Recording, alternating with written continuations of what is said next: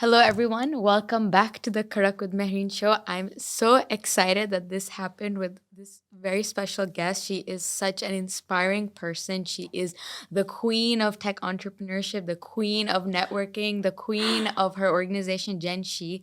She is Avni Barman, and I'm so happy you're here. Aw, thanks for having me. I'm excited to be here with you. Awesome.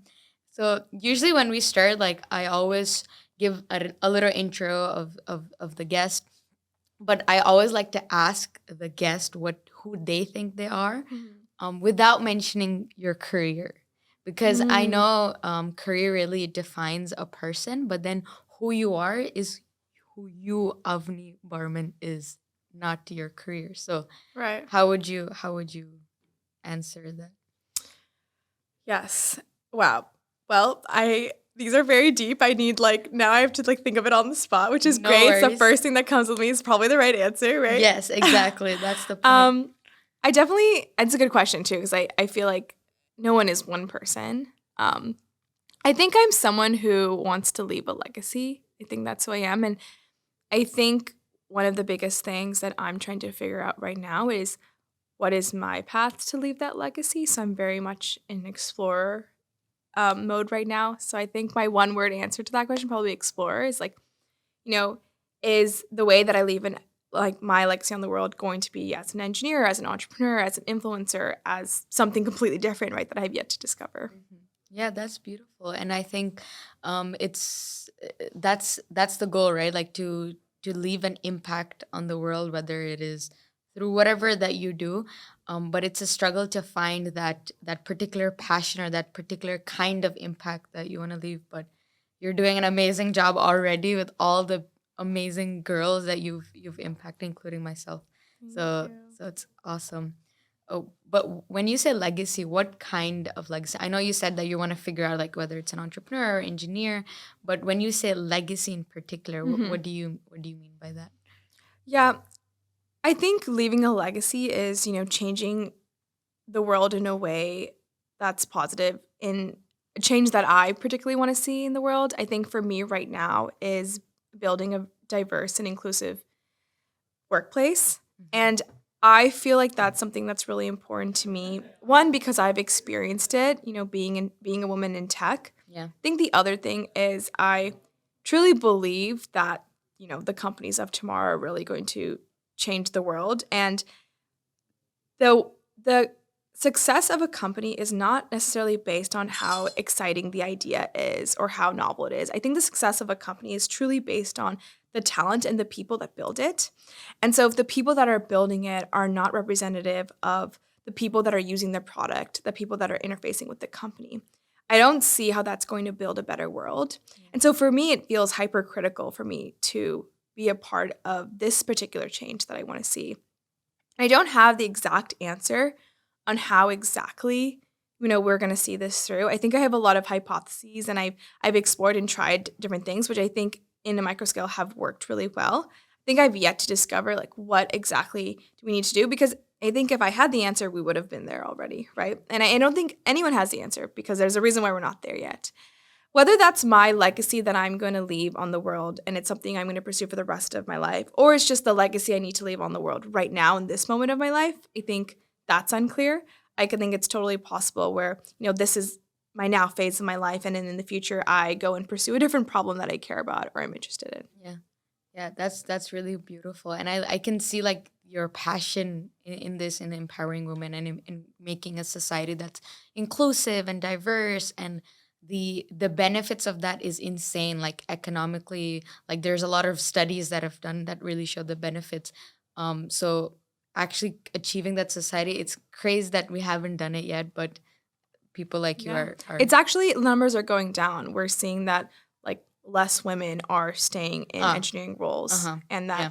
that, less women are graduating with STEM degrees, which is crazy because if you look on if you just look at society in general, there's a lot more awareness on the problem and there's a lot more people that are actually doing things about it. Yeah. So That is something's not crazy. right here, right? Yeah. And we really have to figure it out. Yeah. So it's a work in progress for Hmm. sure. Yeah. So what inspired you to work on this particular issue? Was there like a personal experience, like your childhood, something that kind of led to you being so passionate about this? Yeah, so I grew up in the Bay Area surrounded by technology and innovation. So being a part of that, I think was obvious for me at a very young age. I was very excited by it. I really saw firsthand how powerful technology can be and how it has the capacity to really change the world. And one piece of software can impact billions of people. Truly blew my mind. So being a part of that was always very important to me from an early age. So I think the natural thing to do was, okay, well, I want to witness this firsthand. I want to go work at a big tech company and see how software actually can impact so many people. So I think that was obvious. Working in big tech and working at these huge companies where they truly feels like they have infinite resources to do anything in the world. Yet it felt like, solving the gender balance issue in the workplace, like it seemed like they, with infinite resources and money, and they still weren't able to solve. In fact, we were so far from it. I was like the only woman on my team Oh, that's in one moment of this. I was just shocked. I was like, I really don't know then maybe if money's not the issue, there's something else that we need to solve and I need to go and solve it. I think it rubbed me the wrong way. I felt really dissatisfied and felt unfulfilled by it. And most importantly, I felt like if I truly believe in this problem and if I truly want to see that change, then I shouldn't sit around and stare at it. Like I should probably go do something about it. And that was kind of it. I worked in tech for a few years before I quit and did this full time. But through that time, I was slowly in the background building Genji, growing the community, and researching and trying to figure out like really what is the best way to tackle the problem. I've only recently quit my job and am doing this full time. I think I'm much closer to the answer, but I think there's so much more left here yet to discover. What's like the biggest finding that you got about like why this disparity still exists, and yeah, and how we could tackle it? Yeah, I think that culture at companies starts from leadership. Mm-hmm. It starts from that level. And the reality of the situation is that most tech companies are started by guys. And I think that's just the nature of Silicon Valley. And also, we can dig into that rabbit hole in a sec. But most tech companies are started by guys. And the first few people that they hire are going to be people in their network, their friends, which are going to be other guys. Mm-hmm. And that's not their fault, right? That's just a That's very natural natural. human thing Yeah. to hire people that look and sound like you who are like naturally in your orbit. So what happens is the first few people of the company start off as unequal, and they end up being the leaders of the company in the future. And that is where culture is formed. And at those early stages of a company, when culture is formed for this very tailored set of mostly men, right? You can imagine that it's going to, like the first woman who joins a team is going to very obviously and naturally feel, Uncomfortable or out of place. Yeah. yeah, and again, it's not because anyone's trying to do it, it's just human and it's just natural. And so I found that, looking at companies where from day one, from the leadership level and like the first few employees of the company, when they were gender balanced, it became very easy for them to scale that gender equity as the company grew. But for the companies that did not in the earlier stages, they continued to grow more and more imbalanced. And the more men that are at the company, the harder it is for women to be excited about joining that company. And then that problem perpetuates as the company gets bigger till you get to a point where look at all these big tech companies today where they can throw billions of dollars at the issue. We're not denying that they don't care about it, that they're not putting the money into the problem. It's just never going to be solved. It's too big, right? Like if there are, let's say there's 10,000 people at a company and, 30% are women, right? Like they have to get thousands of more women at the company to be equitable. That's just a very daunting, challenging task, truly for anyone to do, right? Yeah. So I think that has been the biggest finding so far of like how, companies of the future can think about this. And if you're a company in your early stages right now, thinking about this is really critical because not for the sake of like doing good for the world, it's actually going to make a lot more business sense for you in the future because women are rising the workforce, but more importantly, women have like 80% of purchasing power in the world. So if you're building companies and you want to make money, you should probably have someone on your team that actually understands who they're selling to. And I mean, there's like billions of people in the world and 50% are women. So I mean, the logic and the math just all adds up. Yeah, it just makes sense that way. Mm-hmm. And when you were talking about this, we were talking about how like it's not the men's fault. Like, it's natural for them to like to recruit people who look like them and all of that. But then the cycle continues and it perpetuates. But then don't you think that it is those people who need to put a little bit of more effort to make whatever woman comes in like more comfortable or not feel out of place. Like it is their responsibility to do that. I think no, because I think it's just a very unrealistic thing to Mm-hmm. ask, right? If you don't understand it, if you are not that person, it's going to be very difficult for you to empathize and to understand like what do they actually need. More importantly, maybe it's like, let's say it's the only female on the team, there are like 5 men, there's 1 girl, right? Maybe she doesn't even want to hang out with them, right? Like even if they're being inclusive and they're trying. I think what's critical there is, maybe she wasn't alone in that situation. Maybe there was another woman there. There was like a few more women there where like she could find like more of a connection and more of a natural understanding of who they are, simply because like they are fundamentally different people. And so I find it sometimes that people put the weight and the pressure on men to now change their habits and their behaviors to accommodate this like one woman room, which doesn't make sense for anyone. It doesn't make sense for them or the team or the culture or whatever.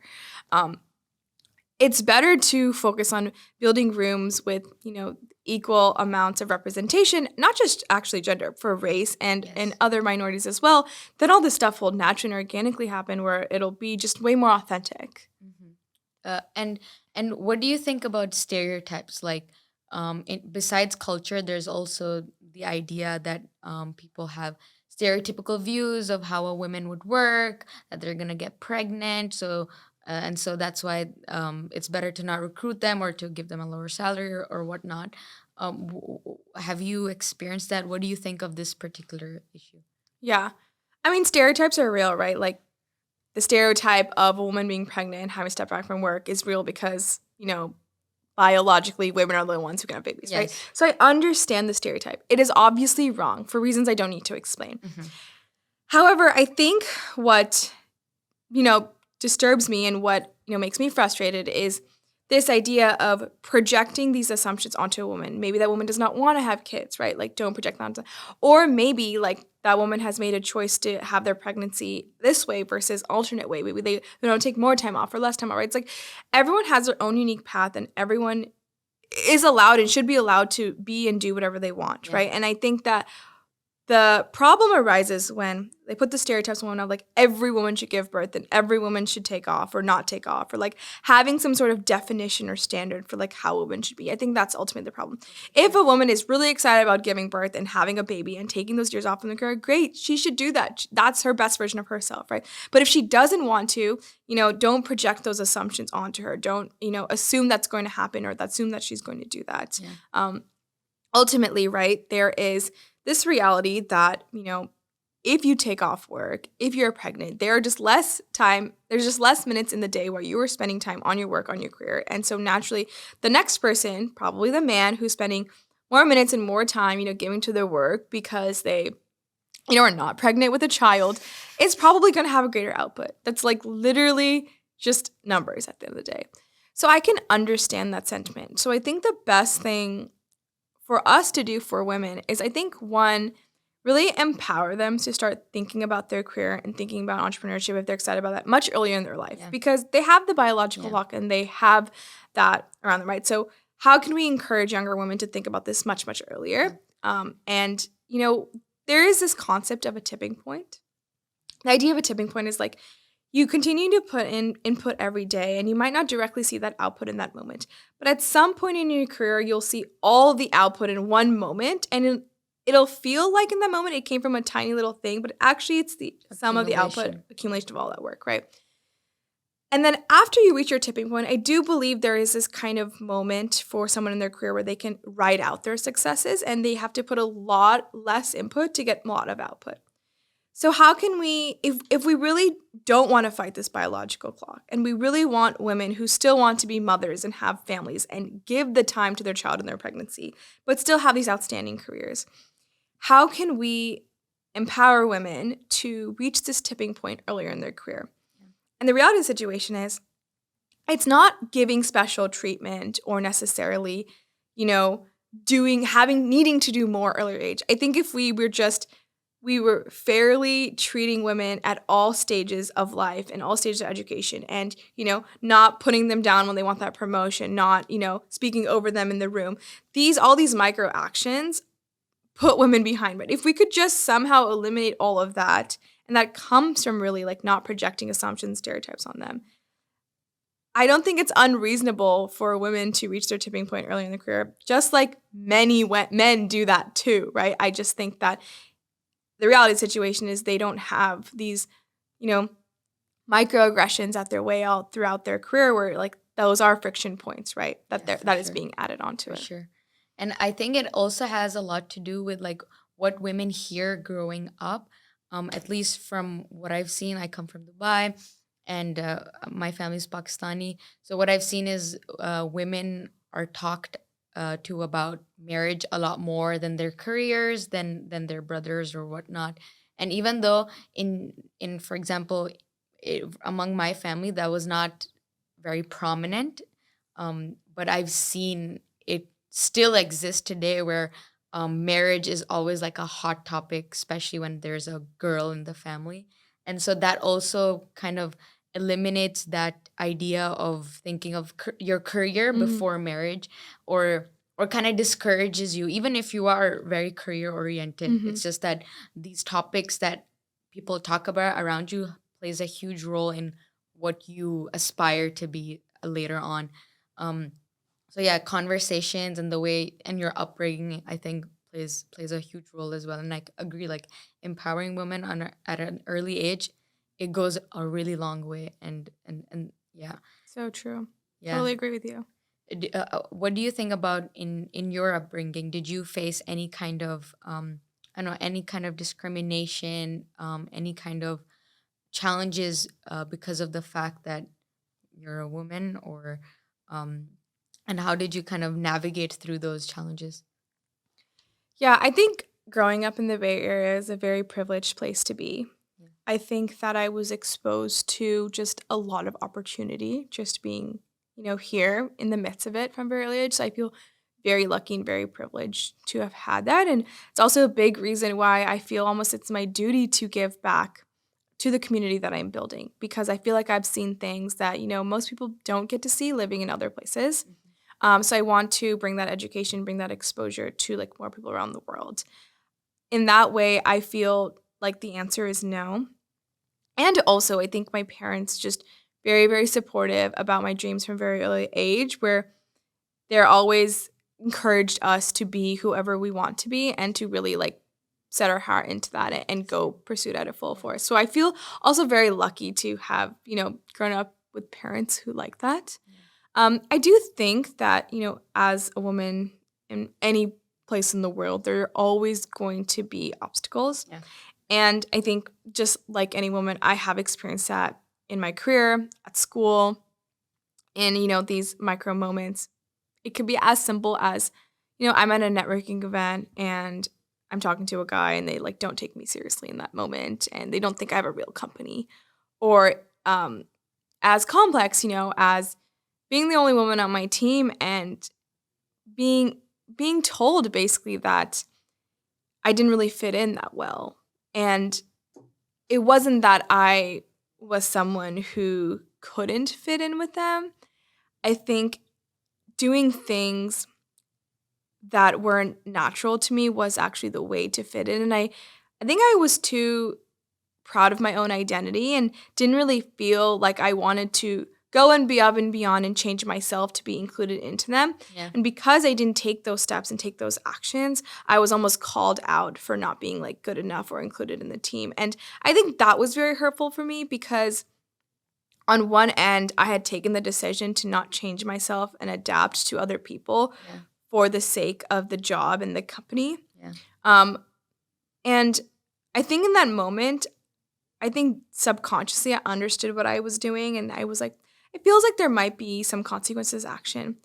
But I didn't think I actually expected it to happen. And when it actually happened, I was like, wow, like I almost knew this. Why did I let this happen to myself? And I think it was almost me just being proud and like, I don't want to change myself for someone else. And if I'm not going to belong here, then I will find somewhere else where I belong, which is really sad, right? Because after that, I didn't continue pursuing engineering, right? I went into product management and now I'm like building this company and I almost like naturally like stayed away from that after that. And I don't think it's really because of that experience. I think, when I was going into engineering, I kind of already had decided that I was going to go pursue into other things. So I don't want to say it was because of that, but I can imagine there are a lot of other situations where it might actually have been because of that, Yeah. where a woman like goes away from STEM. And we see that a lot in data.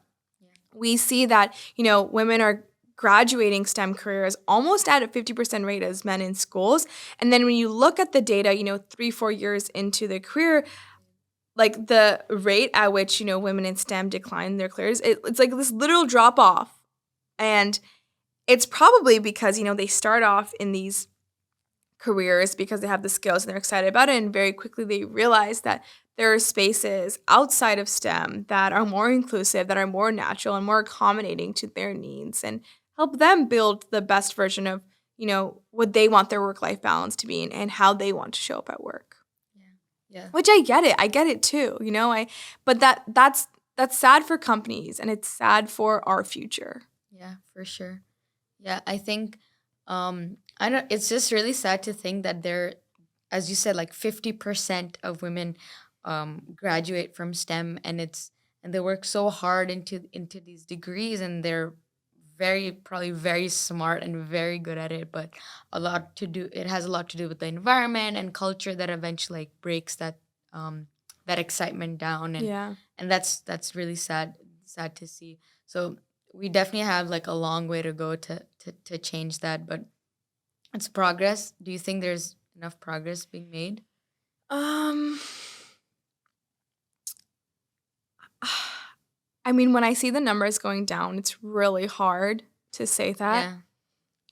Maybe Yeah. it's one of those things where in the moment it feels frustrating and feels like we're not advancing, but like a few years from now when we zoom out, we'll see that maybe it was a small dip and then a spike of growth because people are doing the work. People are bringing awareness to the issue. I'm not the only one in the world solving this problem. Mm-hmm. I want to be hopeful and I want to say yes. Mm-hmm. I hope to bring about that progress. So simply by the fact that I'm working on it and I believe in my company and I want to change the status quo on this, I want to say yes, we will get there because I'm going to physically be a part of that, right? Yeah. But I do think that there is also this, tide from Gen Z in the workforce right now of wanting a lot more in their careers and asking for companies to take more responsibility for how they show up at work and what they do day to day. So that mixed with this, I think creates a whole new conversation of what does work actually mean and how should people balance work with their life and what is the right answer for people. And I think people are really still trying to figure that out. And I think there is a different answer for, you showing up to work as a woman versus you showing up to man. And I would hope that we reach a place one day where it's not actually a different question. For sure. I really hope that too. Yeah. Yeah. And actually going back to what you mentioned about identity, and you were saying that I'm very proud of my identity. I don't want to shift from that, and you wanted to stick to that identity. And when you talk about identity, there are so many different factors that contribute to shaping your identity. For example, you've lived in 3 different cities in the US. Your opinions must have varied and evolved a lot from those experiences. Totally. So how do you think living in those 3 different cities shaped your identity and your views? Oh my God, that is a wild question because I could literally talk about this for 5 hours. I think at the core of who I am, it hasn't changed. But I think that a lot of the decisions around how I live my life and what I do on a day-to-day has changed a lot from experiencing time in these 3 really big cities. And I also think that in the moments, or when I was in these 3 different cities, I was also different because I was trying to be the best version of myself given the context. Yeah. And I was also at these different cities at different times in my life. So I lived in LA for 4 years, but that was when I was a student, when I was going to USC. As a college girl, right? Like my life was very different than what it is today. Mm-hmm. I think at that point, I was very open-minded and very much exploring, what are the different careers out there? How am I going to fit into these different roles? And also just enjoying and experiencing LA and all it has to offer. first time I'm living alone, away from my parents, or what does it mean for me to be a young independent woman who makes my own decisions and has my own bank account. So I think like a lot of that happened in LA for me, and I feel like I learned one very important thing at the end of college was I need to constantly have a source of creativity and inspiration around me. So I think at the core, I need to always remain a city girl. I think it's in these big cities, do you Where you constantly have have a flow of, diversity of perspectives and experiences and just a lot around you that you can learn from. But I did not, but the other thing I learned in LA was that community and the people that I'm surrounded by day to day, like I want to be like-minded to them and I want to be close to them. And I really struggled to find that community feeling in LA. Mhm. And it's not because there are not amazing people in LA who I can learn from and be friends with. Because of the geographical nature of the city, it's so big. It takes hours to get to anywhere. Yeah. And the traffic is so bad. So if I just want to see my friend, the friction to do that is so high. You sit in traffic, you drive there. I started to, and I didn't live in LA after I graduated, by the way. I just visited there a few times, and that's where I noticed this. Mhm. I felt like it was going to be a very lonely city where I was going to be spending all my time trying to get to people to connect with them. Whereas when I was in college, I was on campus and I So was it was like much soaked easier. into it. Yeah.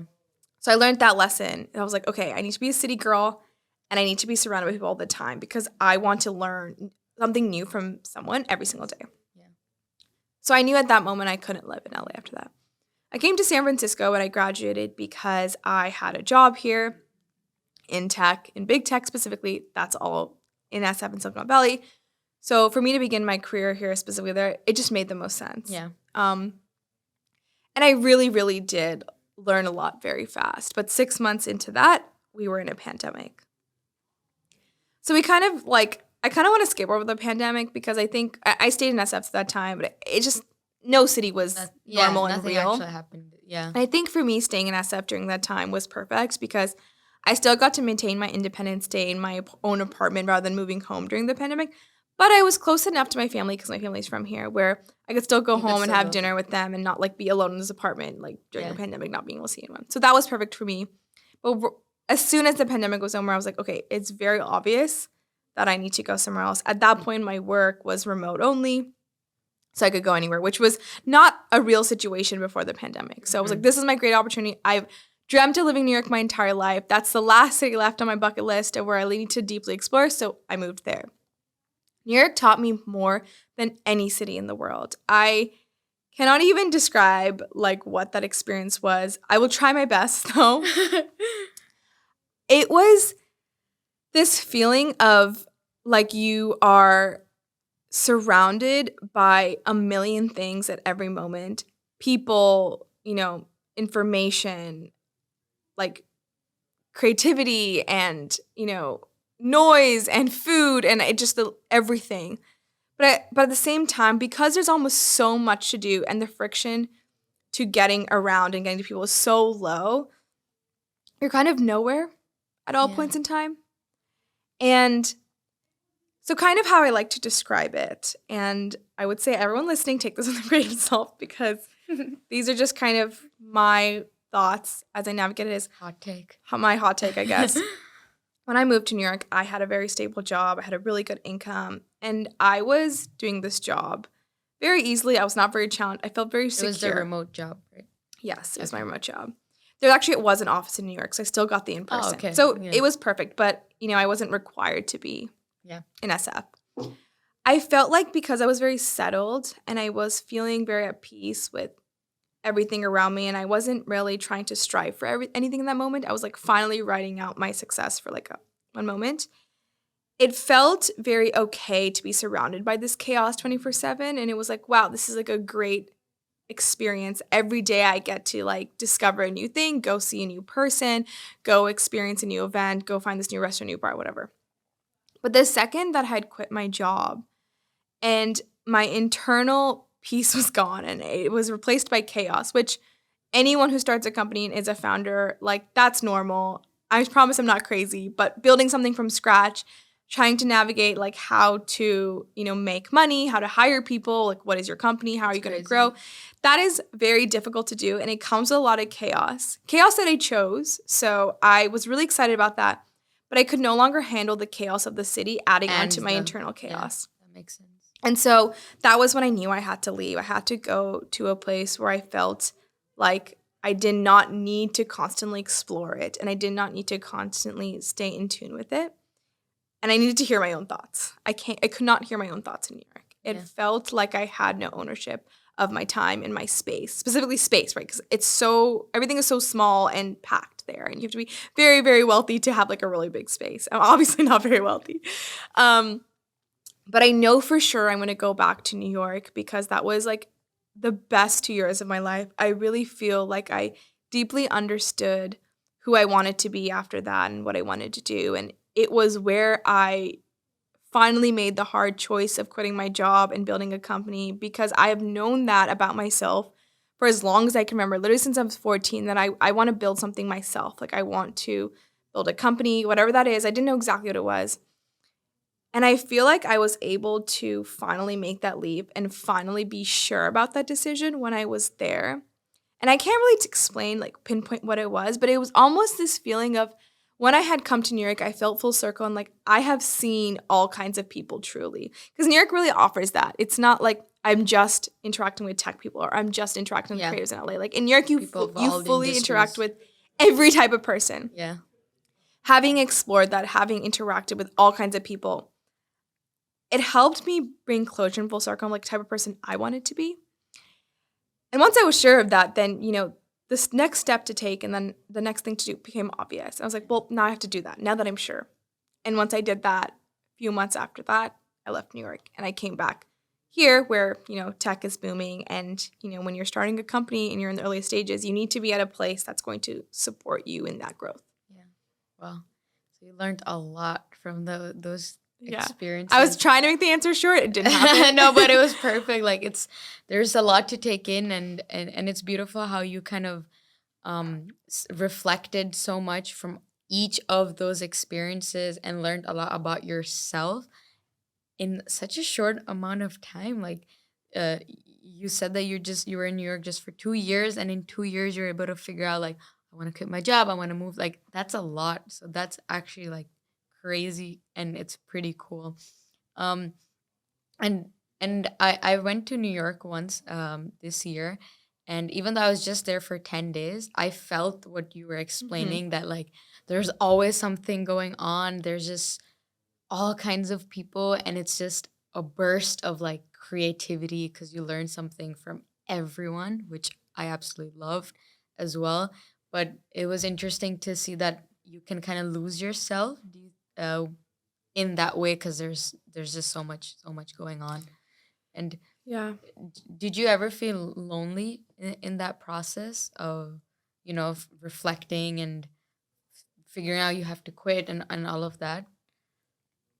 Yes, lonely in a way that I think is different than way most people feel lonely. Uh-huh. I didn't feel lonely in the sense of the fact that I couldn't talk to people about what I was feeling, because again, growing up here, this idea of quitting your job and building a company is not the most crazy thing as it is maybe in other places. Yeah.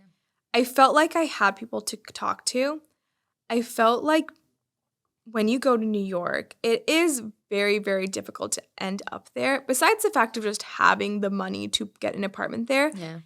just getting an apartment in general is like a crazy feat. Like there are basically no apartments on the markets. Ones that are on the market are like insanely expensive. And then they basically go in like 12 hours, and you have to, many people sign without even looking at the apartment. It's just like because they every don't single have person in the options. world wants to live in New York, right? So you're competing with all these people. Just getting to New York and signing a lease is such a huge feat. It's not for the weak. So the people that end up in New York and actually living there, they're a very rare, unique type of person. This person wants to be in New York, do or die. Like Yeah. they've gone through the Makes worst to get there. And I think the type of person who's going to go through that energy and effort and end up there and then actually live there, they're coming there to do the most, Yeah. simply put. Yeah. And I felt like the reason why I struggled to connect with people in New York was because they had kind of reached, it felt like that everyone I interacted with, and I didn't interact with everyone, so I'm not trying to say this is every single person in New York, but they had kind of come to New York kind of with this like I've made it feeling of like, oh, I'm done now. Like I've done the hardest part. I've come to the best city in the world and I can afford it, and now I can like live my best life here every day. I found myself very disconnected to that message because I was like, I've barely made it. I mean, I have my whole life to live. I want to go build a company. I want to like be much more successful than I am today. I don't feel like me getting a big tech job that can afford an apartment here is my idea of made it. Yeah. There's so much more I want to discover, and there's so much of a bigger world outside of New York. Even though I do find that New York is about my favorite city in the world. So I understood that love for it. But at the same time, it's really difficult to connect to people that don't share your same idea Yeah. of success and Yeah. also the stage of life they're at. And so people who are, I found that everyone there kind of like has this, goal to get to Friday and then just like be wasted the whole weekend and try to see the whole city and then do that over again. And it was kind of like getting through the Monday to Friday just to like do the most on the Just to do weekend. the And weekend. I wanted to live my greatest day every day, not like just survive the week and then get And to then the do weekend. yeah. And then, if I'm working, I work on a Monday and a Saturday, or I'll take off on a Monday and I'll work on a Sunday. Like for me, this idea of the concept of a day is not real, right? Yeah. Every day I can wake up and do whatever I want with Yeah. it, right? If I need a rest day, that can be a rest day. If it's a Monday, fine, it's a Monday. And if I need a work day and it's a Saturday, fine. Like who made up this idea of a day? And that's another thing is like when you're in the city, a Saturday is very clearly a Saturday in the city. Like you cannot be in your apartment in peace. Like there's noise, like so much noise, like honking and music and people screaming and drinking and oh my God. So as someone who like enjoys being social and enjoys going out, and there was a lot of FOMO I was experiencing. We were talking about that earlier. And it was very difficult to concentrate and wake up every day living the best version of myself and living every day with intention. I felt like I was kind of going along with the flow of the city. Yeah. And I wonder if this is actually just a difference between, having money or not. I wonder what if I had a lot of money and I could live in a luxury high rise that's like huge away from the city and come to the city in moments when I'm ready to tap into it. Would that actually be the difference? And I hate to make it about money. I hate that. But I wonder if it was just because I was, in an apartment that I could afford, the best I could do, and I was almost subject to these constraints. Yeah. So I don't know the answer to that. Obviously, I have not been that person who lives in this giant penthouse in a luxury building that can block out noise of the city if I decide to, right? So I don't actually know what that's like. Yeah. That's interesting what you said about how like you met people who kind of felt like they've made it in New York. Because I thought in New York, people consider it as like a one-stop hub. Like it's like a transit to wherever else they want to go. Like they come here to live whatever dream they want to live, and once they've done it, they leave. Because that's how I pictured New York to be. So that was Me too. Yeah. I thought that too. Maybe it was just a circle I was in. And with the point you made about money, I think that makes a lot of sense. It's a lot about like the circle you were in were probably people who had good apartments, and so their perspectives on how they want to live New York was very So different possible. from everyone else. Yeah. So And I think I will have an answer to this when I go back to New York in the Yeah. future. Yeah. And a different phase of my life with different money in my bank account. yeah, And I will come back to you and I'll let you know. we'll have another episode. Yes, exactly. Awesome. But yeah, that's it's a lot to learn from these huge cities. And when you talk about people, you were talking about how you don't there were certain communities where you didn't connect with, like for example, in New York you didn't connect with some of the people in LA. The It was hard to connect physically because of the distance and so on. So when it comes to people and relationships, and that can be a struggle, especially when that, especially in the world of networking. So my question is, in the world of networking where you want to like meet as many people as you can, like learn from them, do this and that with them, do you think it can come to a point where it becomes superficial, like networking becomes like this thing where you're kind of exploiting people or just superficially connecting with a lot of people, like the quantity of people rather than the quality of relationships? So how do you kind of maintain those like genuine connections in this world of Mm-hmm. networking? Yeah, great question. I think that whatever outcome you're going to get from that connection is going to be as deep as your relationship with them. So if you want something phenomenal out of a connection, you have to build a phenomenal relationship as Mm-hmm. well. So at the end of the day, it actually does boil down to quality. It really just takes one person to change your career and change your life, right? So this person who does that needs to be a quality person, right? So building quality relationships and building them deeply is actually how you get to unlock much more from a referral. Makes sense.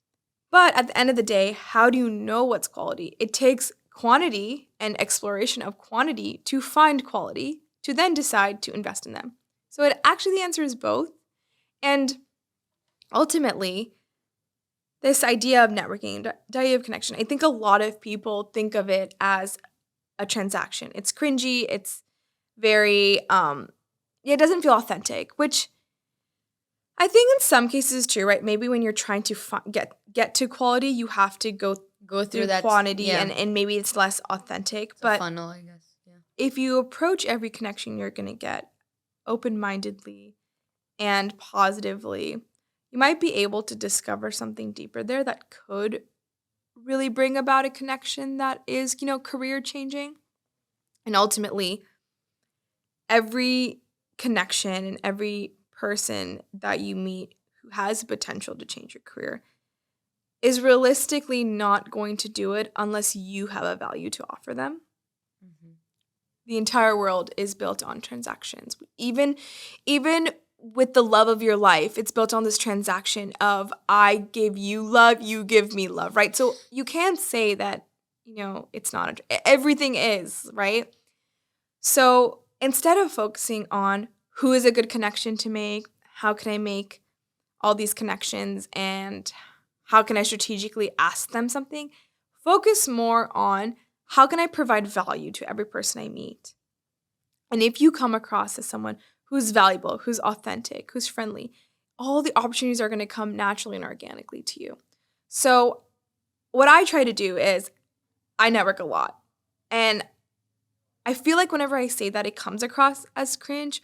But I'm like, this is networking right now, right? Like, I'm like on your podcast. Maybe one day I'm going to ask you something in the future, and you're going to be like, oh, she was on my podcast. She gave something to me. Like, I want to give something to her, right? So it's about taking a bet and investing in people, and then giving them value, and just being giving in general. And all the things they're just going to come for you. You don't have to, go find it and then beg for it and think about how to strategically beg for it. It's never going to work that way. Yeah. Yeah, I think that's a great way to put it, especially because like we learn a lot about networking in school, like we have classes about them, but the way it's taught is more superficial, as I said. It's less authentic. It makes it seem like, I mean, I agree that everything is a transaction, but then you making relationships a transaction in a way where you're kind of exploiting the other person, that can be quite harmful and just, I don't know, it doesn't make me feel happy as well.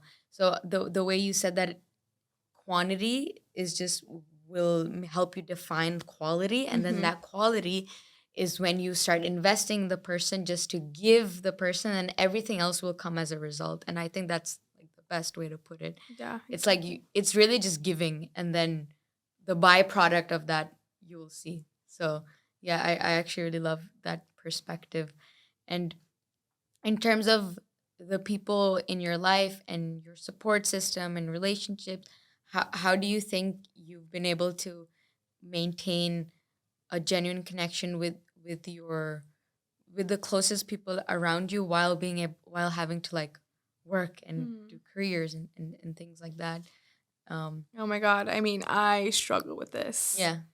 so much, right? Because I Yeah. obviously love the people I'm closest to, my family, my partner, everyone, so deeply. But I often feel like work takes so much from me, I can barely even give to myself, let alone anyone else. Yeah.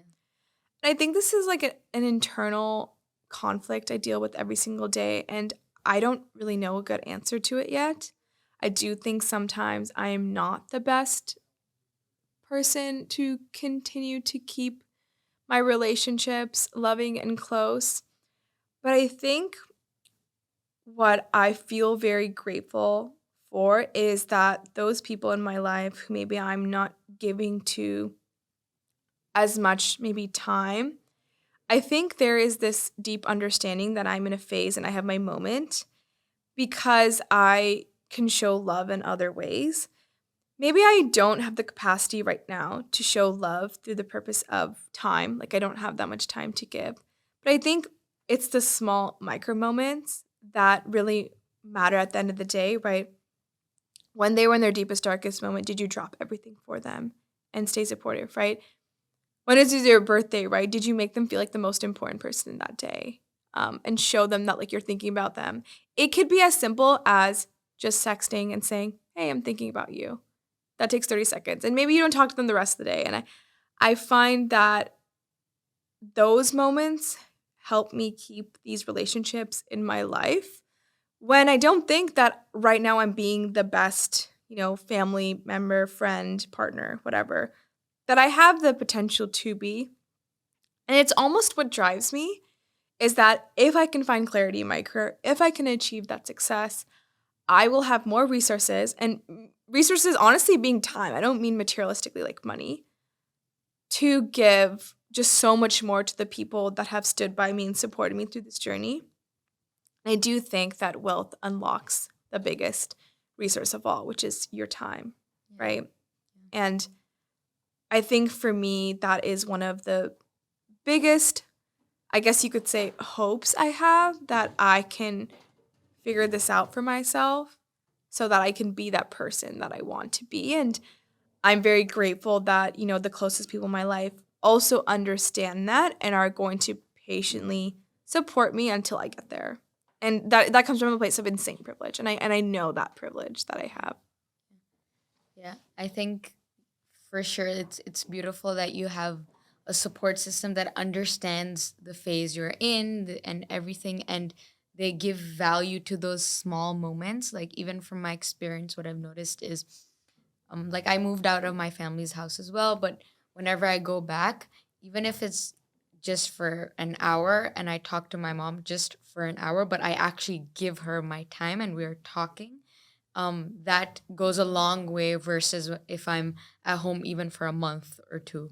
So So true. I definitely agree with the small moments, how much weight we should give to them. Um, but in terms of when we talk about happiness, for example, there's so many different factors that contribute to happiness, and of course, career is a part of it, relationship is a part of it, health is a part of it. What do you think is one of the biggest contributors to happiness? Do you feel you're happy right now? Hmm. Yeah, I feel very happy. And it's not because I've achieved the most successful version of myself, or that I have the best support system in my life, or that there's something about me that I love. That's not why I feel happy today. I feel really happy because I've lived all 26 years of my life to my fullest, and I can sit here today and look back at the past 26 years and know that I have no regrets about how I lived it. And I think that's actually the key to unlocking happiness is like, do you wake up every day and you look at yesterday and you think, oh, I truly lived yesterday and I have no regrets about that. And as I want to be so many things in the world. I want to be a successful entrepreneur. I want to be a successful influencer. I want to be a successful partner, a successful mother, daughter, everything. I just want it. I want to do it all. I genuinely think about that a lot. And I feel like the reality is I can't be all those things every day. And so I want to basically look back at my past and be really happy with, what I have tried, what I have explored, and get closer to having achieved all these versions of myself that I want to be. And I haven't achieved or unlocked all these yet, right? I have a very long life to live, but I feel really confident and I feel really happy about how I've lived my life so far and what I have explored. And I am really excited about, what's left in the future. I just need to wake up every morning, be mindful about this and being grateful about today, and then like making sure that, the decisions I make in the future are ones that are not going to end up in regret in the future. Yeah. And I think that comes with a place of a lot of reflection, right? Reflection, for sure. You have to know what drives you and what will be regretful for you versus what will not, right? So, because I can't tell anyone don't do this or do this because you'll be regretful versus not, because that comes internally. Yeah. So being, I think, in tune with like your needs and like what excites you and how you want to live your life, to be able to be like, okay, this is actually a very critical decision I need to make right now. And a lot of the times, it's not logical to other people around you. They'll get upset. They'll be like, this doesn't make sense. But you have your plan, and that it makes sense for you because you have, asked yourself that question and you've reflected on it.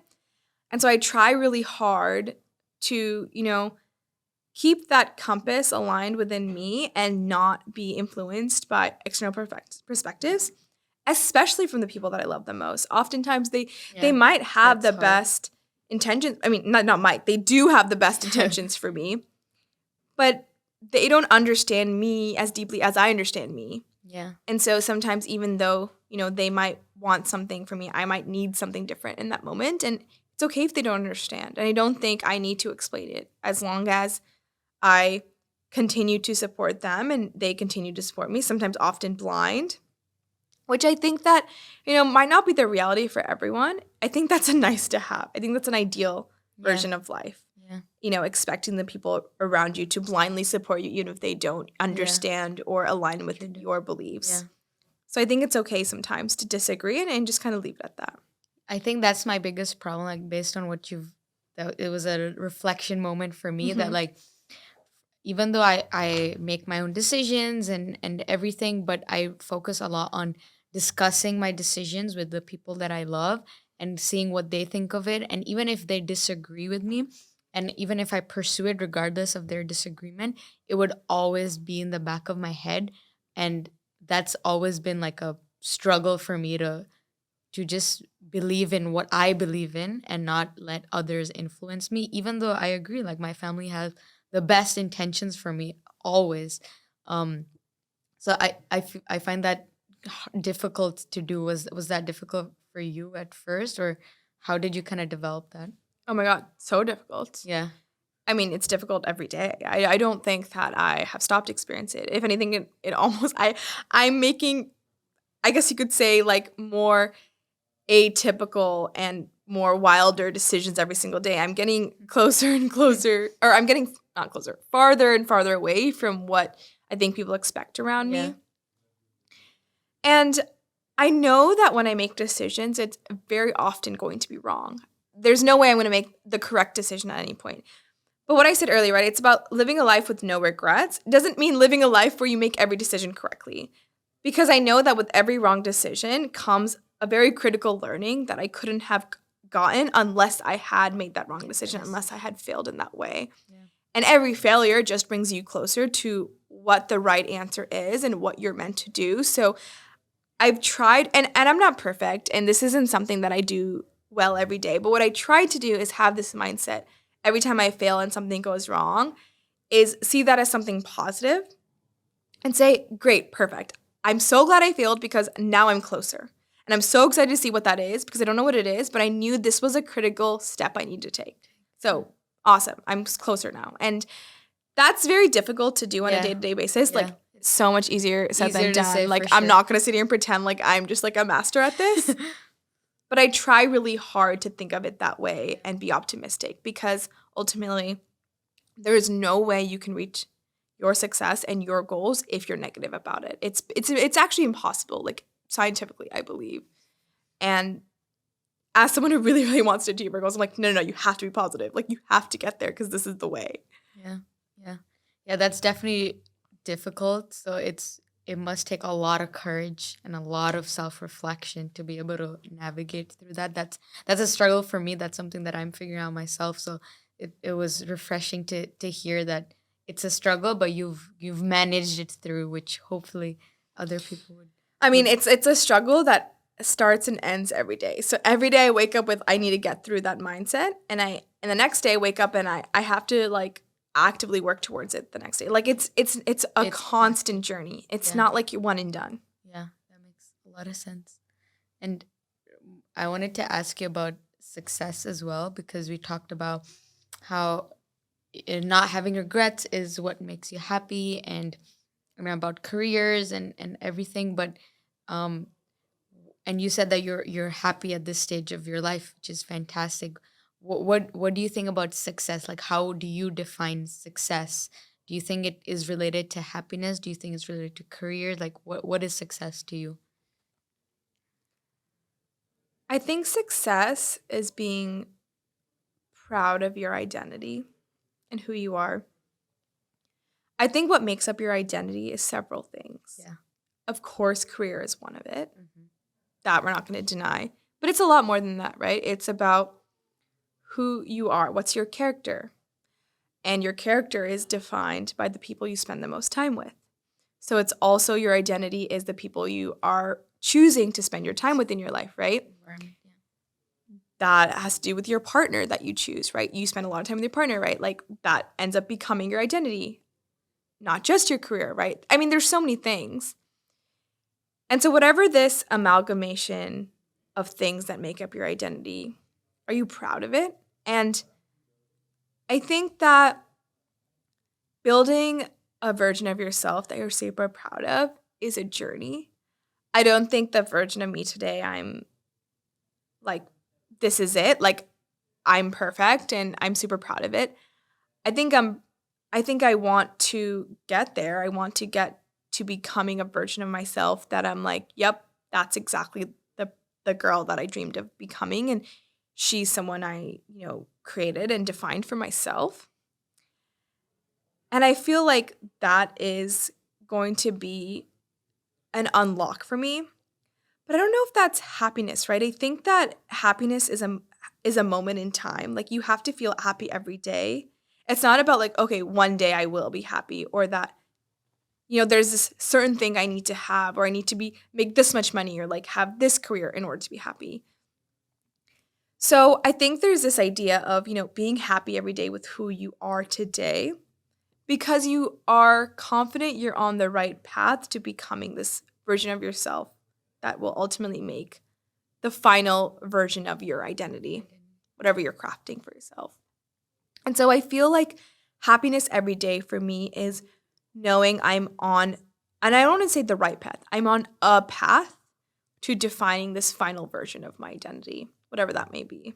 And the final version of the identity is going to be the day I die. Like that's going to be my final version of my identity. It's not going to be once I sell my company or it's not going to be once I become this rich or live in this city or whatever these things are, right? It's going to be the day I die. That's going to be my final version. And so that question of like, am I going to die happy is every single day that I lived my life, was I moving forward toward that final version, the one that I wanted to create, right? Not a different version of that. Yeah. Before you talked about the last day of your life is your final version, I was going to ask, like, do you actually think it's possible to reach a point where you're completely satisfied with who you are and where you are and what you've created? And because it's human nature to always like want more, Mm-hmm. or to kind of question that, oh, this is something that I want to improve on, or to have this craving or desire to improve some aspect of yourself. Mm-hmm. So I like the point that you mentioned that the final version is the day that you die, like you're improving every single day. And Mm-hmm. just the fact that you're on the path to improvement or to the identity that you want, that's happiness to you, right? Yeah. I really struggle with this because I think a few months ago you asked me this question. I'd be like, nope, I'm so not the version of myself that I want to be. Once I have XYZ things, then I will be happier. Like, then I will be satisfied. And I think I also struggled a lot with like comparing myself with other people my age who have done more, versus just looking at what I have done You've and being done. like, whoa, look what I have achieved. Like, that's pretty cool. Yeah.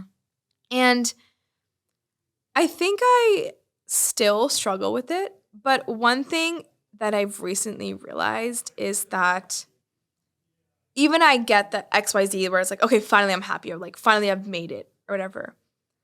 Knowing who I am and knowing me as being this person who wants to be like 500 different identities and wants to do all these things in the world, the second I have it, I'm just gonna be like, next. Like, what is this next identity I want to tackle? Or what is this next character I want to embody? Or like career I want to have? Or industry I want to explore? Whatever it is. Yeah. And I think that's that like ever present, like learner, explorer. I think I said this in like the very first part of the interview. I was like, I think I would define myself as an explorer. Like I feel very curious about the world. And if I constantly embody this mindset of I am incomplete, there is more, I will be unhappy for the rest of my life because I will never be satisfied. Maybe I'll sell a company. I'm like, oh, I want to start a fund now, or I like have a fund and I invest money. I'm like, oh, I need to return the money and make 10x that. And then after that, I'm like, shit, I was a terrible mom. Like I want to whatever. Like I could just I could spiral and come up with 15 Exactly. things at all points of like how I'm incomplete in another facet of my life. And what I'm working on, and I would love to know your opinion on this, is how do I like stop being fixated on all the things I want to be and do and know that there is actually no one moment where I'm done, and that the like life is really just one big adventure, and just be really excited about them, just the moment right now. Yeah. Yeah, I think that's a huge question that is people probably will never be able to answer, actually. Like a lot of times, even in the podcast when I ask questions, a lot of the responses are that this is an answer that I will never be able to come up with, but I'm going to try. So in terms of the fact that how do you stop worrying about all these different things that you want to do and all these different areas that you want to be, it's almost impossible because our brains are just wired to think that way. And I always talk about life as like our life is like a chess game. So like in every chess move, like the first chess move that you make, you have like 3 million possibilities, and then by the third step you have like 9 billion. So it just Wow. grows like exponentially, and that's the same way in life. Like with every decision that you take, there's going to be a lot of different Yeah. possibilities in the next step as well. Like that's never going to stop. It's going to keep growing exponentially. Like all these the world is ours. All these possibilities are going to continue to increase. They're not going to decrease. It's just that our ability to, I guess, filter and choose the right decisions, or choose the possibilities that are most relevant to our identity, our values. I think that just gets better and more efficient along the way, but the possibilities will never decrease. um so that's how I would answer it, but it's not a direct answer to your Yeah. I mean, question. that was an incredibly interesting way to perceive it. I'm going to think about that after the show. I really liked the analogy made with chess. Yeah, that's just all how I've always thought of it, because I'm like the most confused person you will ever meet in the Girl, sense. me too. I get it. Like if I have two decisions or two options to choose from, I will think about it the entire day, even if it's something as simple as what I want to eat for dinner. Like I'm always confused, which I've kind of I'm improving on, but I've kind of You realized. should reframe confused to curious. Oh, I love that. Yeah, I'm curious. I'm always Yeah, curious. you're like this or that or both. Yes, and the way That's just curiosity, which is one of the best traits to have, I think. I love that. And the way I think of like those options would be I would literally envision like my life or how I would feel if I go through that option versus the other option.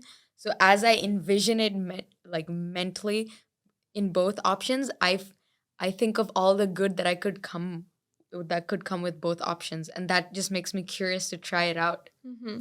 And so it always leaves me like perplexed. But I think that's why this like chess analogy just came about, that like these decisions, these options are never going to end, they're going to grow. But Yeah. it takes a lot of like self-reflection to just realize what's the right one for you. which is also something I want to work on. Like I feel like you're a very self-reflective person. The way you've identified the right things for yourself, it's difficult. It's really difficult. Um, for me, I love the psychology of other people. Like I love that sounds weird, but what I mean is No, I yeah. love like learning about other people, like what the decisions they take, how they think.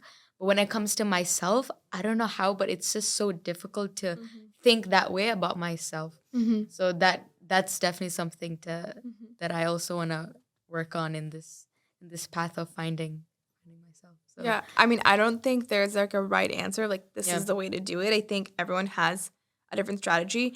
I know some people who will, wake up every morning and journal for 10 minutes. Mm-hmm. I know some people are like, when I'm in the shower, this is me time. This is where I think.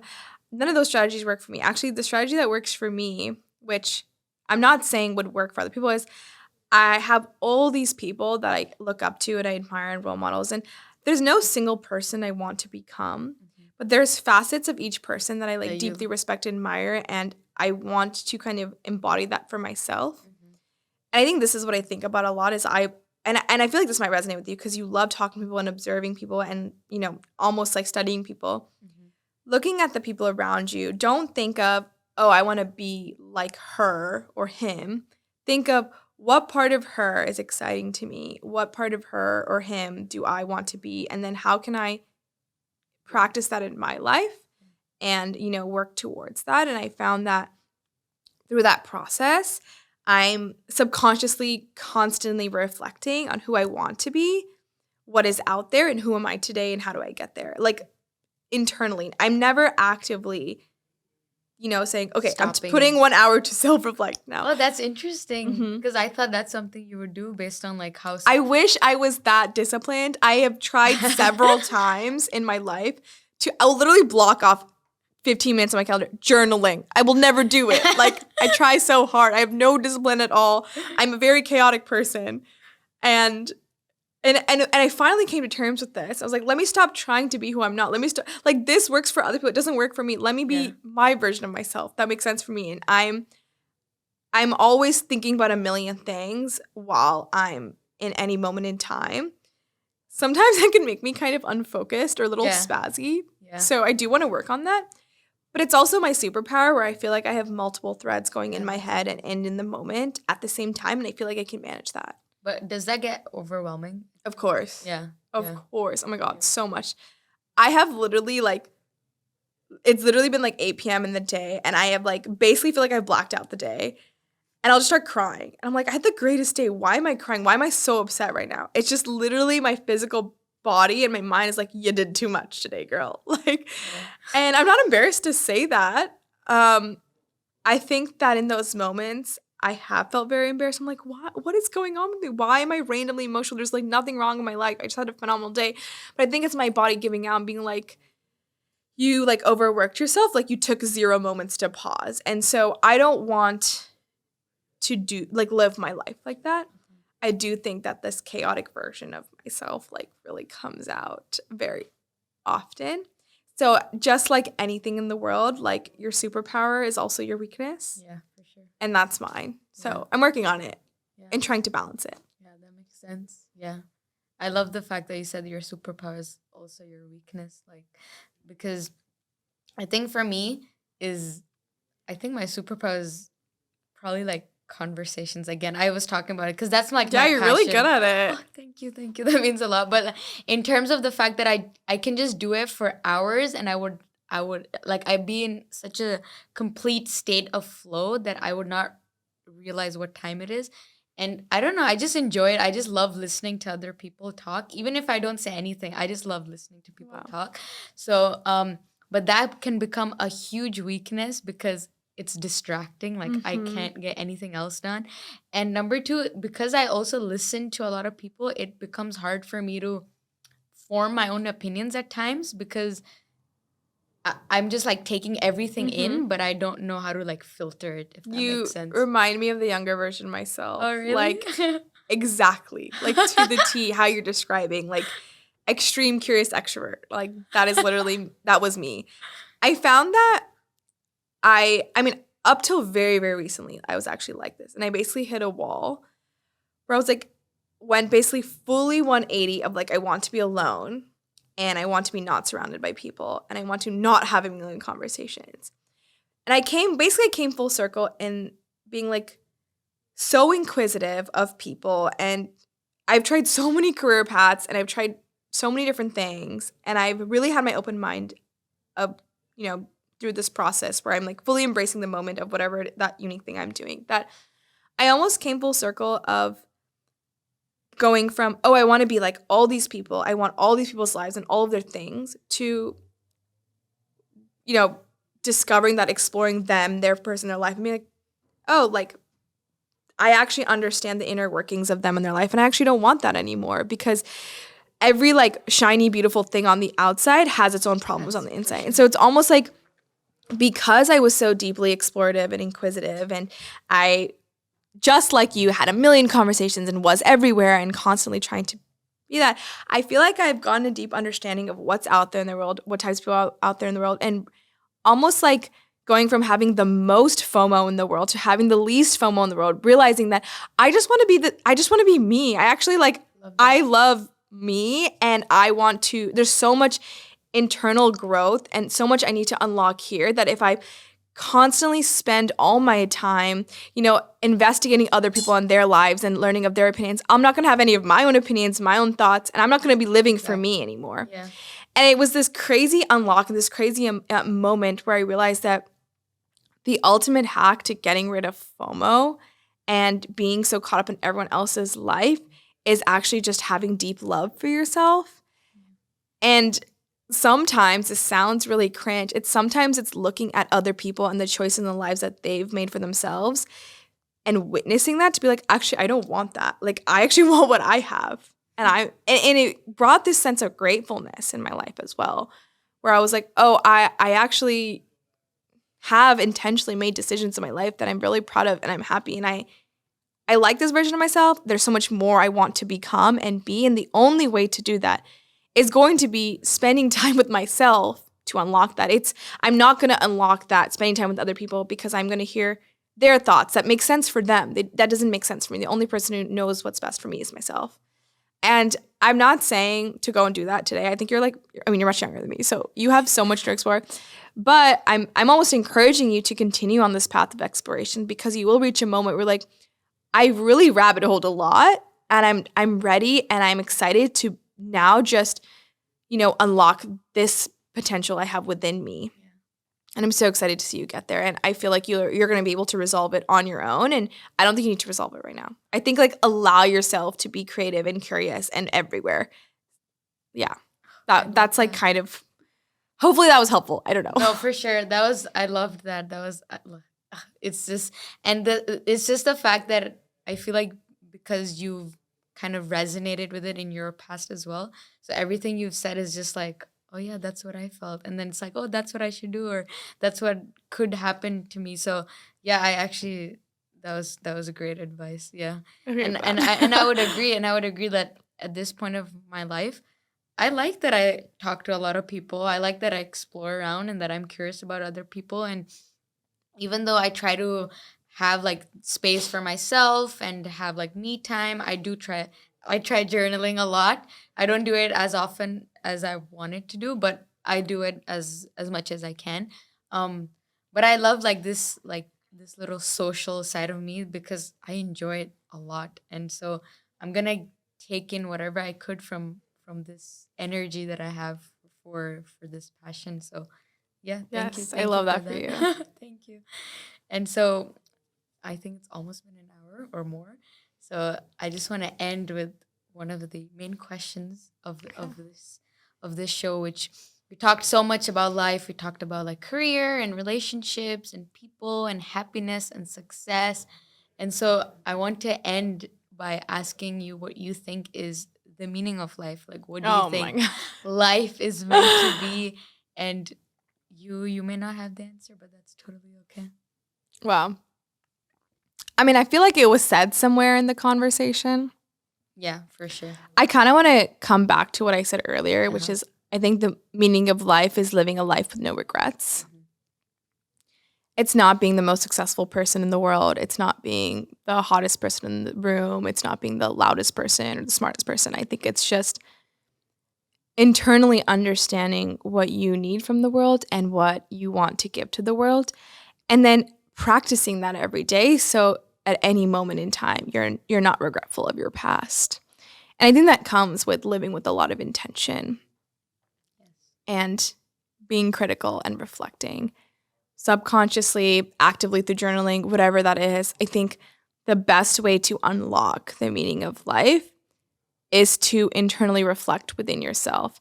I was so bad at that for the longest time in my life. I'm still trying to figure out how to deeply and critically reflect every single day.